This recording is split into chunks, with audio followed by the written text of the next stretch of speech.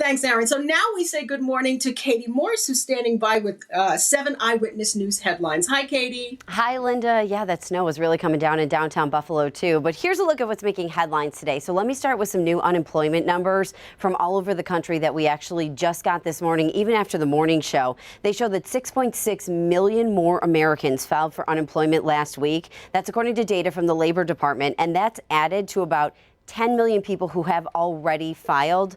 So what we do know is that the unemployment rate experts are suggesting could hit about 15% when the April report is released in early May.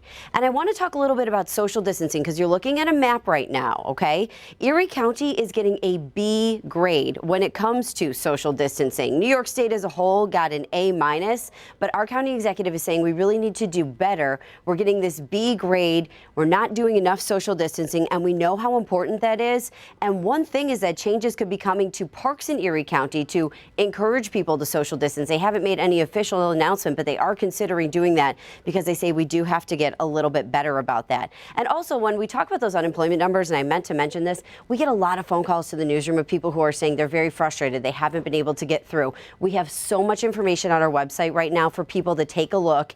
And if you're calling unemployment, they've switched it to different days based on your last name that you should be calling. So there's a breakdown of what days you should be calling, and you really just have to have some patience. I know that's easier said than done because we've been getting so many calls of people who've literally called hundreds of times, but it is just a backlog right now. But make sure you're following that specific guideline that they gave. And then lastly, Linda, we had a really deadly day in New York State yesterday. More than 700 people we know had died the day before. We know that 6,200 people have died in New York State since March of coronavirus. But again, a lot of people are recovering from this, and we do know 80% of people are going to self-resolve. We just have to keep social distancing because of that vulnerable population, Linda.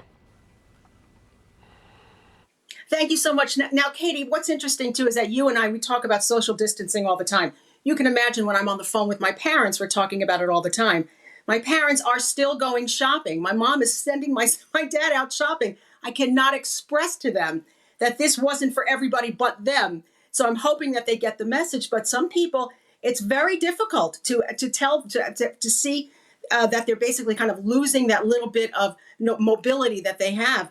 But it's sometimes it can be a very tough conversation to explain to people this is not the time to go out and get a few things at the store, especially when my sister and brother are in town with her. They could easily pick something up and leave it at the doorstep. I guess they don't want to seem like they want to rely on people, but it has been a tough battle. So I can see why if we're a B, I can only imagine what New Jersey is.